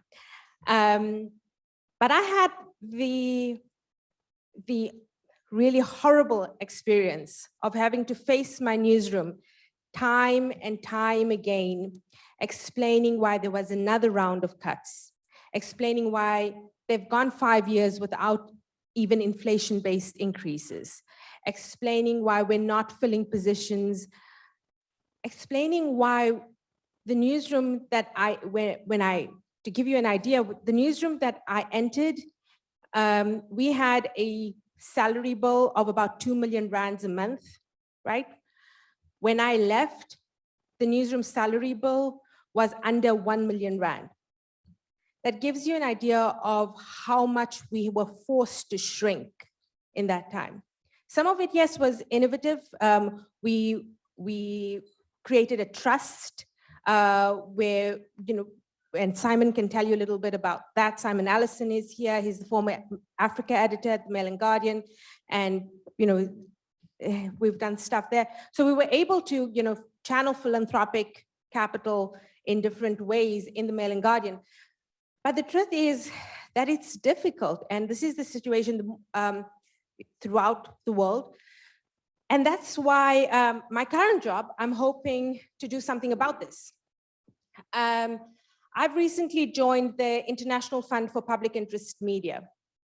It is a brand new initiative. The Secretariat was just launched in February. But the thinking around the International Fund has been well developed over the last 3 years, and several colleagues in this room, Mira, on the call, have all been involved in some level in advising the development of this. We're working off a 40,000-word feasibility study that's been published. It was written by James Dean, a seasoned media development practitioner, available on our website. But at its core, what the fund seeks to do is to channel new sources of funding at scale and at speed to media institutions in low and middle income countries. Philosophically, what we're trying to do is we're trying to cement the idea of media as a public good. And I think that's fundamental. That's a shift, I believe, in how we approach media and how we think of media, and how governments and how regulators have to come to do some of the things that Samir's report proposes. Samir's report is excellent, and it is, I believe, a 10 to 12-year plan, I think, for what has to happen in the ecosystem. But where the fund comes in is we realize that, yes, within 10 to 12 years, a lot has to happen. We've got to have regulatory reform. We've got to change tax regimes. A lot has to happen, but all of us who work with governments know how stubborn and rigid those systems are. And the longer it takes, the more media we lose, the more we lose journalists in active employment, the more we lose an understanding of what's actually happening in the world right now, the more we feed populist, simplistic understandings of what is happening. So the fund it's an emergency vehicle. It's an emergency vehicle envisioned to exist for 10 to 12 years. We are asking, firstly, we are asking governments with development aid budgets to rethink how they actually budget. We're telling them, we're asking them not to redirect existing funding, and that's really, really important. We don't want to redirect existing funding. We're asking for new funding. We're asking for at least 1% of ODA budgets to be dedicated to media development. If we get to that point, we could see billions of dollars being directed to media development. But even if we get to a percentage increase, well, a 0.3 or 0.4 or 0.5, even 0.5% is immense. And I think Samir will tell you, I'm really bad with numbers. It's something billion as well. There are proper calculations about this, I assure you. But billions aside, and I must tell you just a side note here that working from home means I live with my parents, and so my dad sometimes walks past my room while I'm having meetings, and so he jokes, he's like, because he hears me talk about millions, he's like, oh, so how many millions did you ask for today? It sounds fantastical. It sounds fantastical because these are big numbers. But the truth is, and I'm going to quote Maria Ressa again, she says that this is a 1948 moment that we're faced with. This is an opportunity for a multilateral approach to a fundamentally human problem. The news media is sorry. The news media is an opportunity. It reflects our ability to understand each other and to understand what's happening in the world at a particular time. And the fund hopes to secure that in the short to medium term.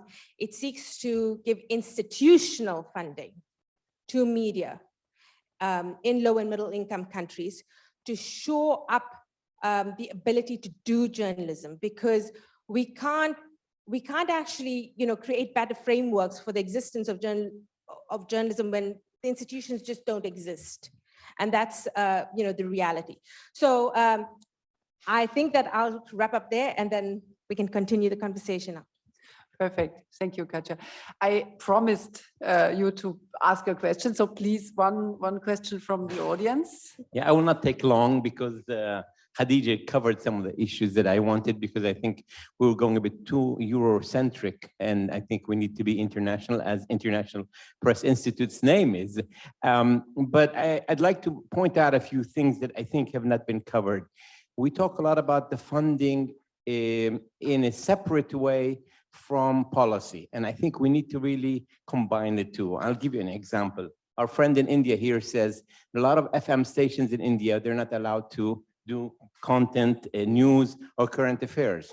In my country, Jordan, we're allowed to have a commercial radio license with $40,000 a year, but we're not allowed to have community radio. So I run a community radio station. I have to pay a lot of money just to keep it on the air, because that's the only way I could get a license.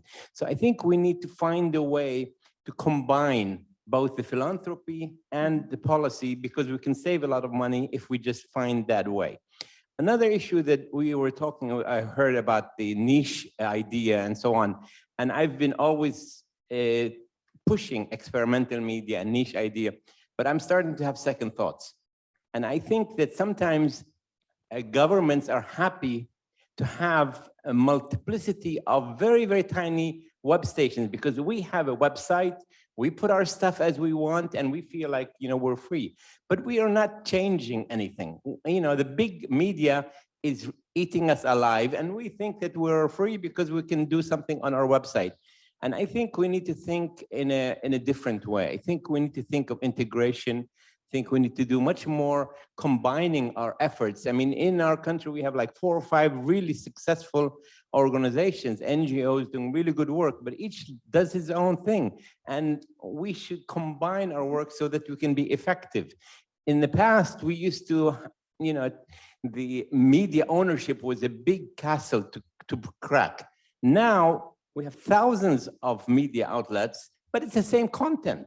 So what we need is support for new content, original content, investigative content, local content. That's what's needed. Instead of just putting money into institutions and media outlets, we need to put money into content.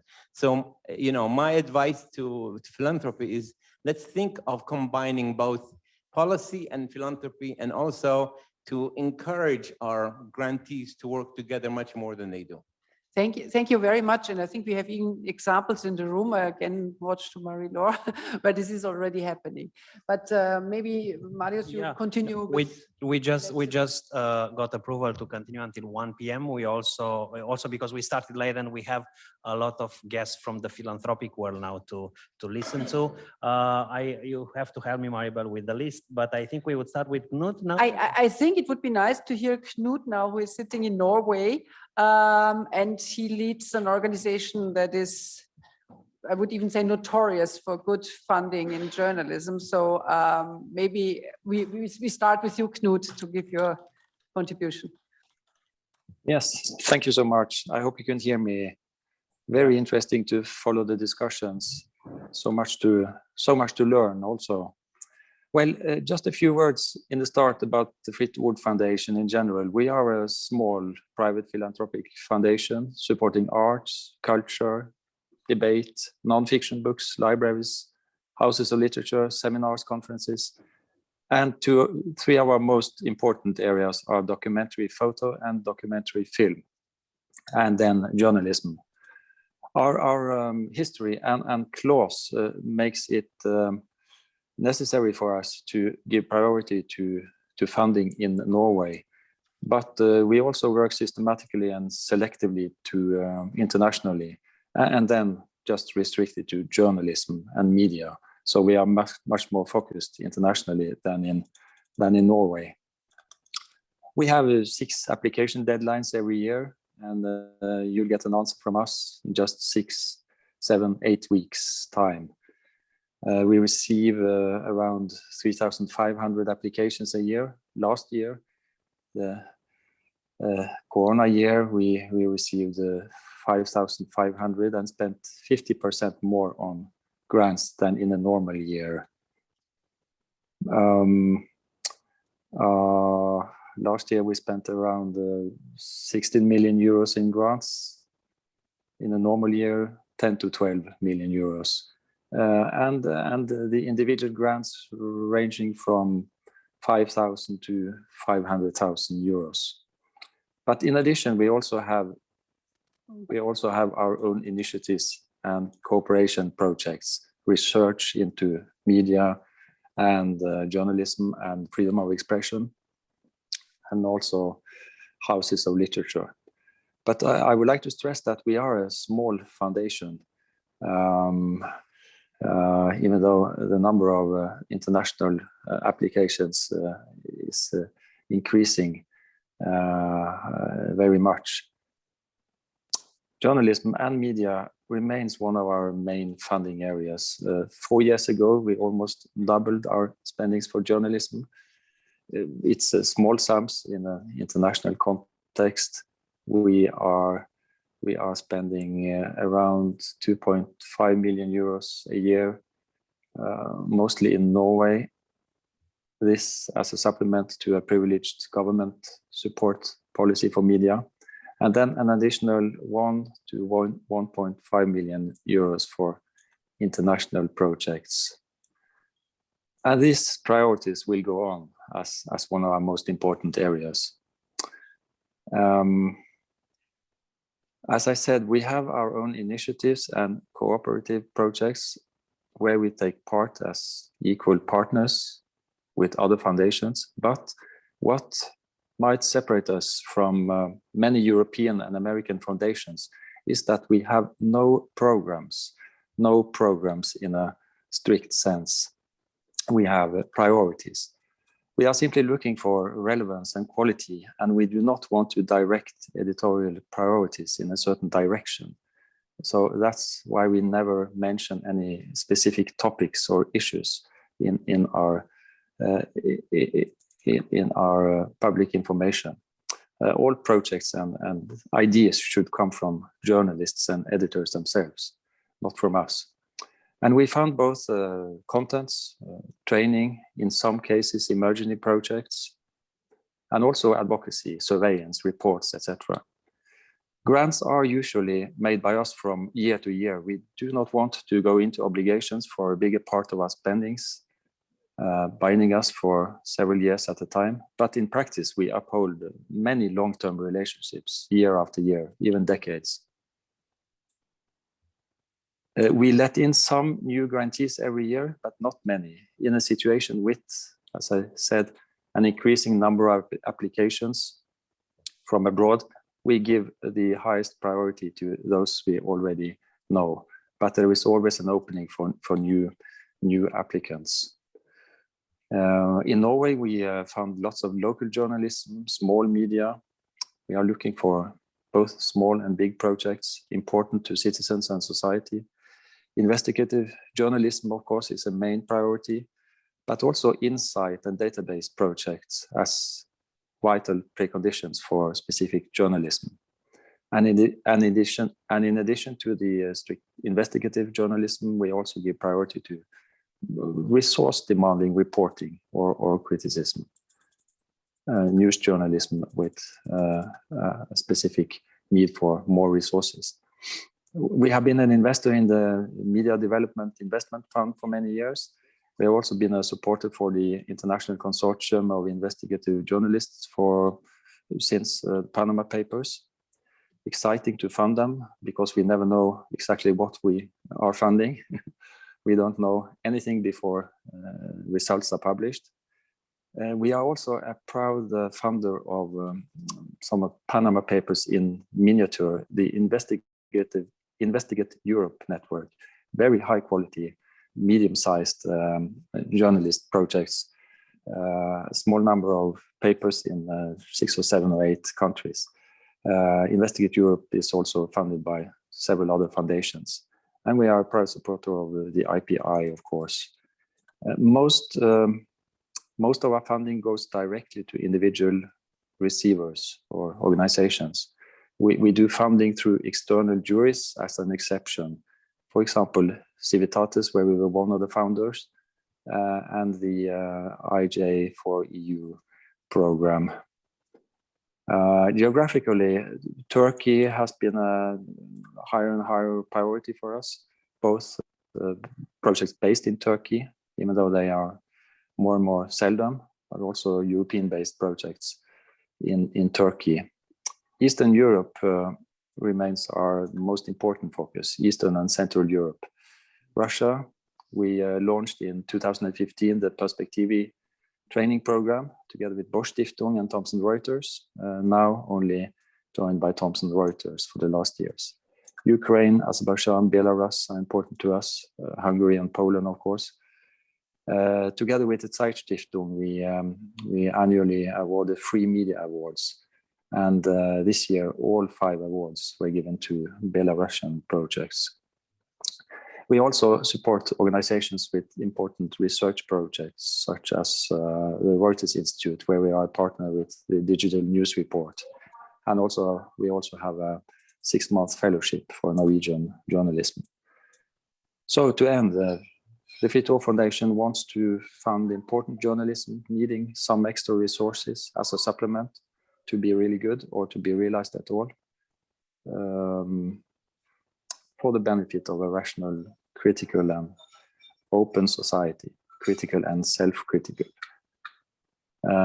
So we are a small private foundation, but we hope to help some projects come true or be better than they would without our support.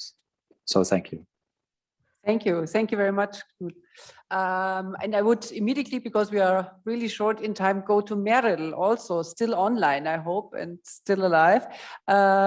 Please. We would appreciate your strategic view on funding journalism. Yes, hello everyone. My name is Merel. I'm based in the Netherlands in Haarlem. Couldn't join you today, but I'm happy to join virtually. I'm the director for Limelight Foundation. We're still in our first year of existence, so brand new, a small philanthropic foundation based in the Netherlands with a European scope. We fund and support journalism and civil society organizations that promote a strong and free information ecosystem in the digital age. And I think thinking about this question of how can philanthropy help sustain independent media, I think I have 4 answers to contribute today. And these 4 answers, I think, together illustrate what Limelight Foundation is about. So for starters, I think philanthropy, it will be good to take an ecosystem approach. So we will support a lot of journalism.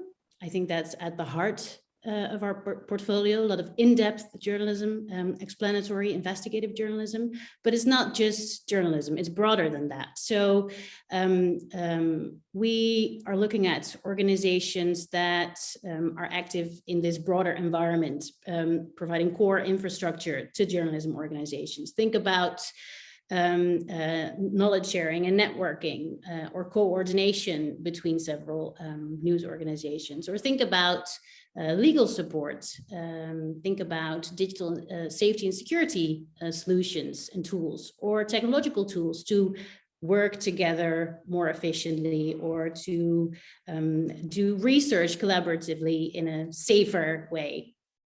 And I think as a third layer to this, it's an even broader idea of this enabling environment, thinking about questions of media freedom, open data, freedom of information, and organizations that support our digital rights in this day and age.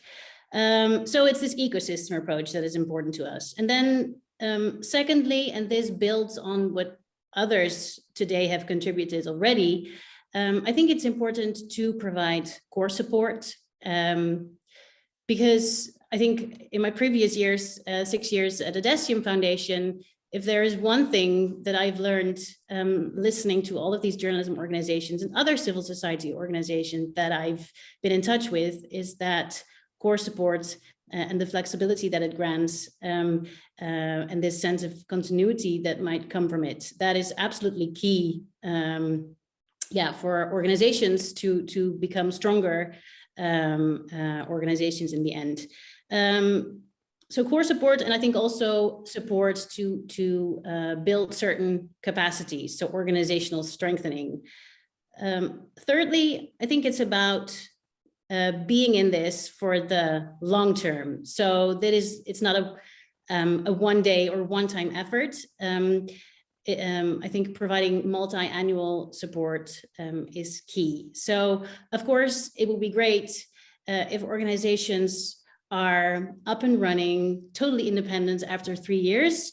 But to be frank, I haven't come across this in my past 6 years at ERSTE. So we should be loyal funders and of course try to be smart about how and why we fund, but it's a long-term effort. And then fourthly, I think each and every donor in this space should be an ambassador for the field and for the wider field. So that's how I see myself. When I got in touch with the founder that I work for now, he's an internet entrepreneur. He sold his company. He was thinking about how can I sort of contribute to society with all this wealth that I've gained, and that is way too much just for myself.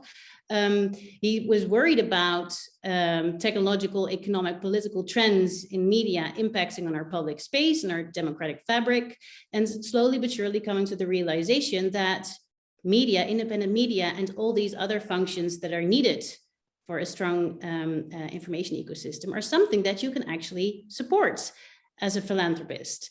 So that is how Limelight Foundation came about. And he is now the core funder of the foundation. We have a starting budget of 3 million euros a year, which is clearly by far not enough to support our huge ambitions. So this means that Limelight Foundation itself has to be an ambassador for the field, because we want to broaden our circle of funders that will be involved in the fund. And I think the founder behind the foundation, he is, I think he illustrates that there are many more people, high net worth individuals in the Netherlands, in other countries, that might be interested or are definitely interested in contributing in this way to this wider democratic fabric that we need to support. So yeah, I consider it my personal mission in the next 3, 4, 5 years to increase the budget that Limelight Foundation can spend, but I think yeah, also in a broader way to be an ambassador for the field. Thank you, Meryl. Thank you very much. I would jump to Christoph Platino, because we heard that we are too much in Europe now. So let's cross seas and go to another continent also, and also hear about his perspective, because he told me before that collaboration actually is that what he is looking for when he is working with his organization. Please. Well, thank you thank you very much. And I can only support what Khadija said and our colleague from Jordan said, that it's absolutely important to look beyond Europe. However, the Eastern European accounts that I've heard here this morning, I found them very impressive, because it also showed me that the situation in many, especially repressive Eastern European countries, be they members of the EU or not, Serbia, Hungary, Poland, are particularly different from what we experience in many societies in Africa. And Khadija was quoting her work at the Mail and Guardian, and I think I can only underline it, it's a very sad story, since Khadija and Simon Allison left, two people who were ready to self-exploit themselves on a daily basis. You can see the decline or the downfall in quality in this paper as well. There's a lot of, and you can't blame it on the remaining journalists, because they are fighting a battle with their backs against the wall, but you see a lot of what we call lazy journalism, or to put it in a more positive way, journalism that just tries to fill the pages, but that doesn't really get involved in the debates anymore that they used to. That is very sad, and that is what happens all over the place when you have such a diminution of the salary slips or of the budget that you do have for salaries. Leave all the discussions that we had here aside. The media program of the Konrad Adenauer Foundation, we are not philanthropists in the sense that we are putting money into newsrooms, but we are bringing together stakeholders in the media industry. We try to encourage discussions, let's say, on the credibility crisis, on business models of media and all that. And I do think that we need to discuss more the journalism aspect, especially with philanthropists, because I find it very worrying also with some of our partners in Africa when we go to international journalism conferences like the Global Investigative Journalism Conference, where you have classes where people are being brought together on how to fill Excel sheets and how do I apply at Google, and how do I apply at the Open Society Foundation, and what tricks have you, and whom do you know there, and all that. I know that all this is important, but I see it as a very worrying sign that at some of such conferences, we don't talk about journalism anymore. We don't talk about narratives. We don't talk about the necessity to make a story beautiful in the sense that it draws the reader or the media consumer into the story. So let us not forget these kind of discussions. I think that philanthropists can be paramedics. They can be helping when we broke our leg or when we got a scratch or even worse. And the work of philanthropists in Eastern Europe and quite a few countries on the African continent is extremely important. But I think we need to be looking at the fact that philanthropists will come and go, but media wants to stay. And I think that the pandemic on the African continent, for example, has shown that there is a willingness of consumers, for example, to pay for verified information. If there's anything good in the pandemic on the African continent, it's like the African middle classes are pulling out their credit cards because they say, we need to invest in good journalism and we can't get it all for free. But I would warn of more and more media managers and more journalists. I think generally in philanthropic organizations, we need to have more people who are journalists or who have been journalists. So that's why I think it's a very good sign that Khadija is involved in the project that she's doing, because we need more people who know what it means to be in the newsroom, who know what it means to lie awake at night because you're going to run this story tomorrow morning and you know that you're criticizing your biggest advertiser. So how am I going to deal with that? And how am I going to face that situation? This is daily work for many people who have to pay salaries at the end of the month. But I also observe something worrying, which is that let's not glorify the philanthropic input. Let's not glorify all that you can do in Serbia with all this philanthropic support. I think journalists need to know numbers, and journalists need to know figures, and journalists need to realize that a media enterprise is also some institution that by the end of the month has to pay electricity bill and the rent and most of all the salaries. I realize and I observe on the African continent that some of our partners are reluctant to publicly talk about some of their funders. We are organizing a conference on health journalism in Francophone Africa in Dakar, and I find it extremely difficult to find somebody who wants to sit on a panel where we are discussing the Open Society Foundation or the Bill and Melinda Gates Foundation. And I think no matter how much good they do, this is a worrying sign, and we need to be aware of that. Big questions like the credibility and the ethics are being left out or left aside as everyone seems to be scrambling for money. It is a worrying sign. However, as I had mentioned before, there are also encouraging signs on the African continent where people actually are happy to pay because they see there is a need, and that they and many media managers that I know of, they are aware that getting funding from philanthropists should not be a model for times immemorial or for decades now, but that there needs to be a drive to become sustainable.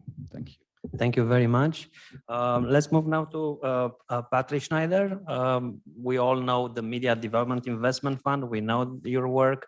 Can you share with us your reactions to what has been discussed here and how you see independent journalism lately?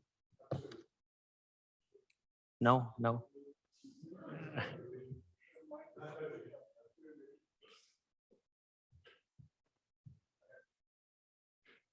Yes, Marius and Maribel, could you tell me how much time would be useful? I mean, how much time would you like? We have 20 more minutes. How much time do? 5. Okay.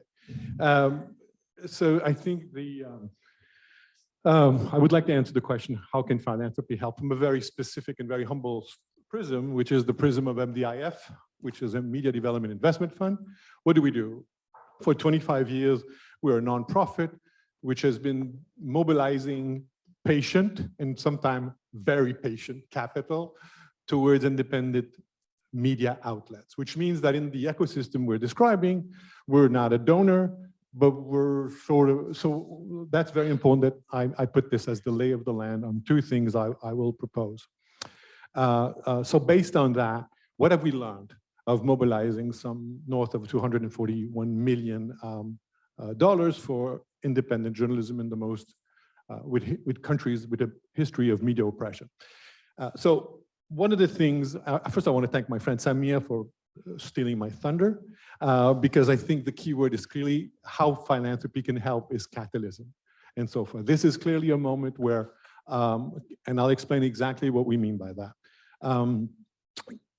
We can ask 2 things of how philanthropy can help. The first thing is give more, that's one option. The second option is fund innovation and experiment, because the world of journalism right now is in the middle of a turmoil. So we're going to have to get out of that. Survival is the innovation, apparently.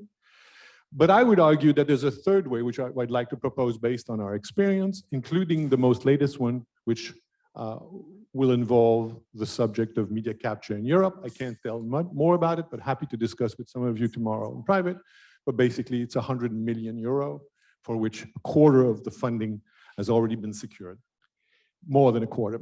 What did we learn from that? This is not a chest banging. The first thing is, I think that in this notion of catalyst is philanthropy can help expand, broaden the type of funders that have come.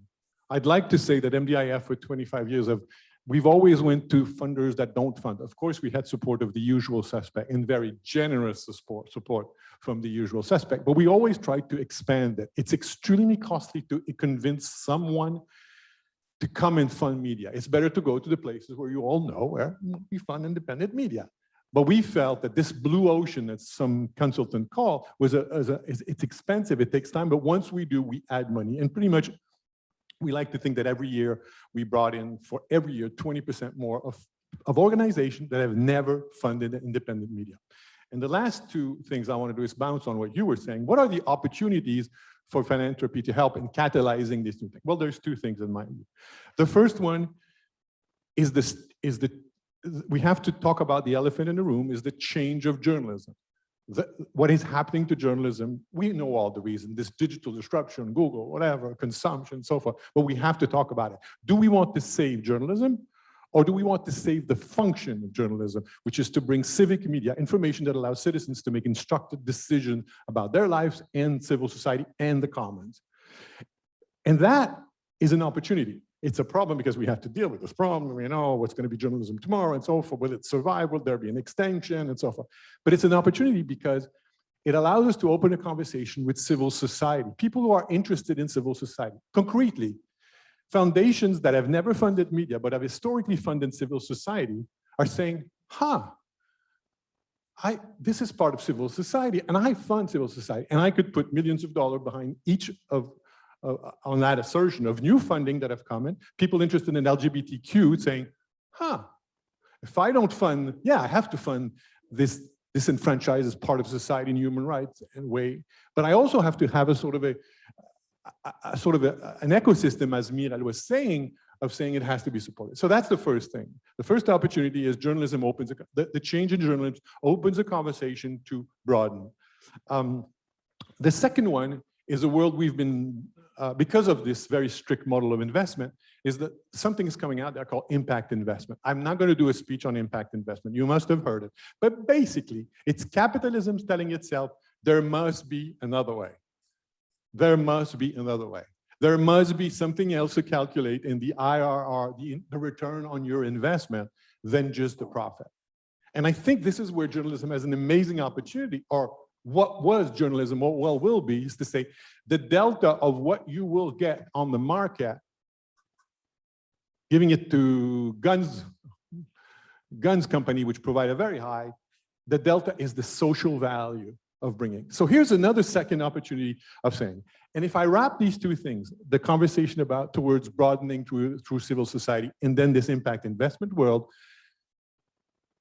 I believe that we need, and this is where the experiment of, it's an experiment of 100 million euro, it's a new blend. We're bringing new people, we're bringing usual suspects, we're bringing civil society foundation, but we're also bringing banks, believe it or not, in an ethical, aligned with legacy of MDIF way, we're bringing. So I will cap by trying to get back my thunder from Samir by saying, I think catalyst is the key thing, but catalyst, philanthropy can help catalyze the blend of creating a new blend. So one, help us expand. Second, we have to build a new blend for funding. Thank you, perfect. Thank you very much. Thank you very much. So there is Marie-Laure and Andre and Mary who still want to have their say, and so I think there's a good bridge to Marie-Laure now, because civil society and journalism are linked in Civitates, and this is a good model to show also how cooperation can function. But please stay all in a short time so that we still have time, of course, for Mary and Andre, who might be next. Thank you. Thank you, Maribel. Yeah, are they closed? Can we open the windows? So, of course. The air conditioner is on. So I'll keep it short, not just because lunch is approaching, but also because I think there are many things that have been said, and Maribel as well. You pointed many things about Civitates.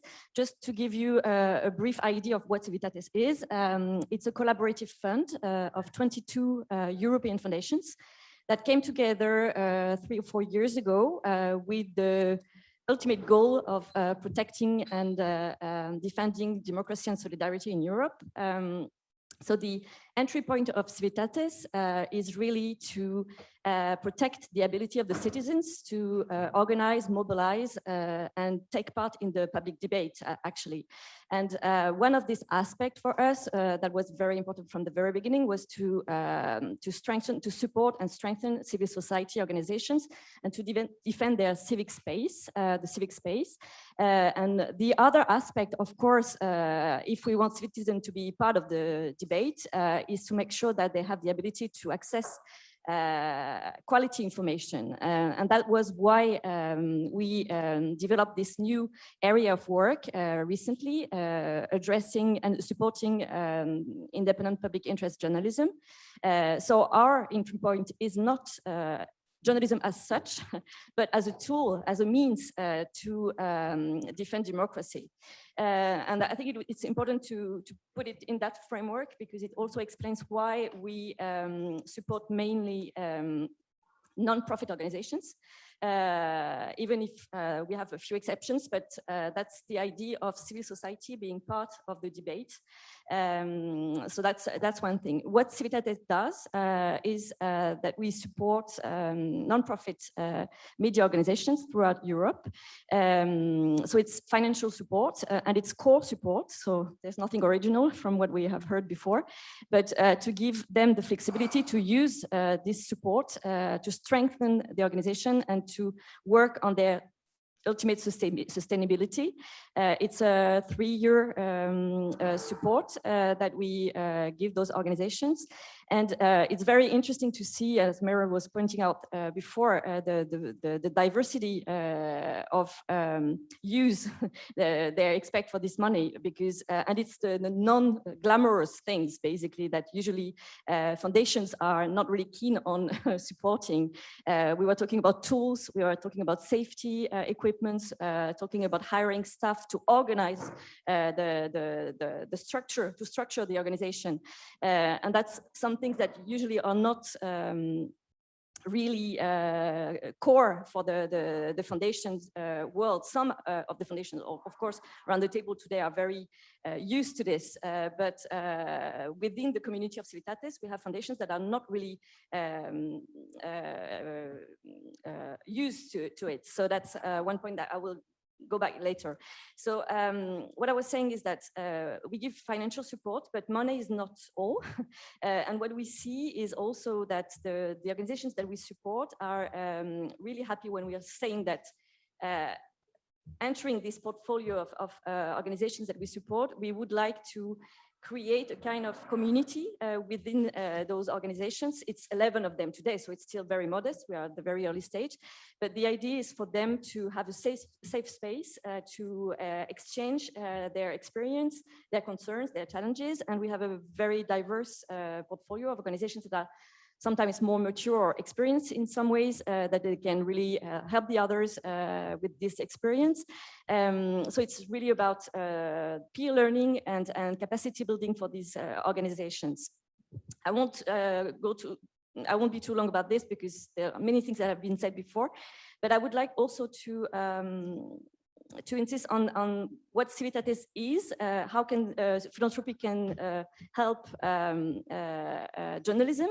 It's also how can philanthropy help journalism. And that's what Civitatis is about as well. Maribel was saying before, we are a platform. And that's the idea from the very beginning. 20 foundations around the table, some as OSF, ERSTE, Porticus, Fritwood that are very experienced, but others that join Civitatis saying, we're not into journalism today. We know, as Patrice was saying before, that it is something that we have to start exploring, but basically we don't know how to do it. So let's join this platform and also learn from this philanthropic experience and learn from the expertise that is already there. So that's one entry point. The other thing is that we have foundations that would like to be part of this field, but as you were saying before, for them it's difficult because there are risks when you fund a journalism organization. You can be seen as partisan. There are some countries where it's not so easy today to support organizations. So it's also, this platform is also a way to mitigate the risks. You're not in the front line, you're not in the direct line. You can also be part of a community, and it's a symbolic value as well from the philanthropic field, saying that we are 22 foundations all together. It's not one country, it's not one specific foundation. It's a sign, a signal saying that journalism matters, independent journalism matters, and we as philanthropic actors from Europe, we want to make this point, basically. I think I will stop there, and if there are, questions or things afterwards. Yeah. Thank you so much, Marilo. I'm sorry that we don't have time for everyone to talk much longer, but we want to hear everyone. So I would now, because I leave the last word to a lady, I go now to Andre, and or you can decide. Then Mary. Okay. Can you hear me? I'm going to be really brief. I'm still recovering from being described as the usual suspect, because until about a few weeks ago, I was running this scrappy little newsroom. And now it's suddenly like, oh God. And I won't say much because I have just recently joined OSF, and I can't speak for the organization, which, as everyone knows, is going through an intense period of change. But what I will say as someone, a recovering newsroom leader, as someone who has run a scrappy little newsroom, is that one of the things I kept saying to funders for the 7 years I was running Open Democracy was, build us a house. Build us a house. And I literally actually meant give us office space. But I meant so much more than that, because I just thought, if you put us all under the same roof, okay, you can't do that in more repressive environments. It makes you a target. But there are so many so-called liberal democracies where if you actually put all the organizations working in the field in the same building, and they shared back office functions, HR, IT, finance, legal advice support, and they spoke to each other over the and AdBroke, and they spoke to each other over the water cooler, and they had lunch together, and they talked about their security. It would be game-changing, and it would mean that so many more of these little grants we get, the 100K, the 200K, the 20K, could be spent on doing the work on the content and on rethinking and reimagining what journalism is. So I said yes to joining OSF because I want to build houses, and that doesn't just mean actual houses, but it means all the other resources that we need, whether that's technology, security advice, legal assistance, all the things everyone's covered all the points. We know what this field needs. And to answer your question, what can philanthropy do? We can't do anything on our own. Like, I'm at one of the biggest foundations, and there's lots of money in this room, and there's lots more money in the field that we need to catalyze, and it's still asymmetric warfare. No matter how much money we raise in our sector, it will never be what the other side or other sides are equipped with. So we have to think more about what else we can bring in. I think impact investing, as you've talked about, actors who don't work in philanthropy, who work in many, many, many other fields and businesses. And we need to work with, on advocacy, on litigation, strategic litigation. That doesn't mean that, of course, and particularly an organization like OSF shouldn't be paying wages, shouldn't be funding the really unsexy stuff that I was desperate for. Open Democracy, really good finance person, just all those very unglamorous things. I absolutely appreciate and understand how important that is, and how catalytic and transformative it can be for journalism organizations. But I think we have to think far bigger than our field and far more ambitiously than our field, and blend what our field does with what happens out there in the rest of the world. Thank you. And Andre? Thank you. I hope you can hear me. Good. For the lack of time, I will try to speak only in slogans, right? A lot of valuable things have been said, so I won't repeat them. I believe that, philanthropy is interested in social change. A sustainable social change is possible only if the environment, the whole ecosystem changes. And that's the primary reason why every philanthropic entity that is not into media has to be into media. Because media, in the broadest sense, plays a vital, we all know that, a critical role for safeguarding and further development of democracy. Now, we as a philanthropic entity are mostly interested, or primary interest is in, our focus is on vulnerable most vulnerable members of our societies. Now, strengthening and providing voice to these members of society is unthinkable without a functioning media environment. Now, as you said, you used the word asymmetric. We are basically in a totally asymmetric fight, I would call it. Even if we count all of us together, it's nothing against one of the Koch brothers, right? They could easily finance it all. So there is a huge asymmetry, and there's a business model behind the right-wing media that basically the most fiercest attacks on democracy in the recent years have been financed from private pockets. So there is a question, is the right answer to create a similar, symmetric response to that, or not, or something else? Be it or not, be the former or the latter, it needs much higher intensity of collaboration, actually creating an infrastructure in terms of financial flows, legal frameworks, and establishing trust structures among the stakeholders, be it the media themselves or the philanthropy or even political or public institutions. Now, where the stake is, what worked, I would be very specific, what worked for us, I won't go too much into detail, we don't have time for that, but the ability to listen has been absolutely critical for the design of the support towards independent investigative media of this kind. So what worked for us is a hybrid model that allows both. Let's call it, for the sake of simplicity, a combination of core funding that strengthens the trusted partners in doing what they're already doing without additional requirements.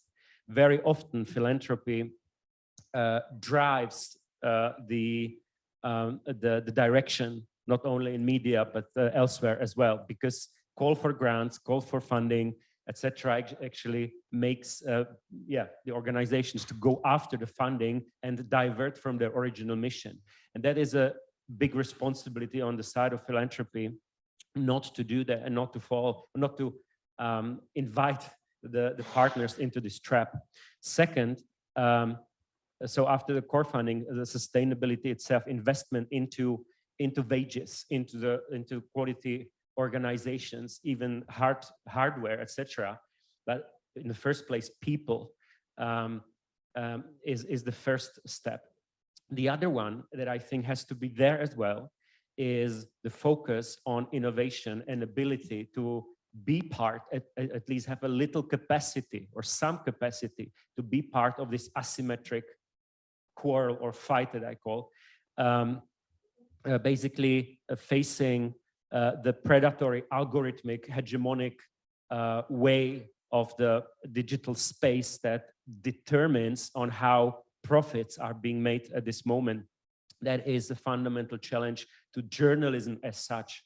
So I think our responsibility, that speaking for us, has been to make this choice, the core funding, to invest into the core capability, capacity of the partners who are doing the job greatly already, to grow or at least sustain, and allow them to develop capacity to innovate. The one approach that we have embraced that I would like to mention here is, among many others, that we feel is very innovative and very promising, is the solutions journalism approach that actually provides a viable answer to the question, can a media outlet be independent, provide rigorous independent reporting, and at the same time see itself or perceive itself as a media of public service, sustain its business model, and engage its auditorium listeners or readers in a way that makes them participate in a societal change in positive terms. It's almost like contradictory, right? Because if you do the latter, you don't get the business model, right? And that's the challenge right now.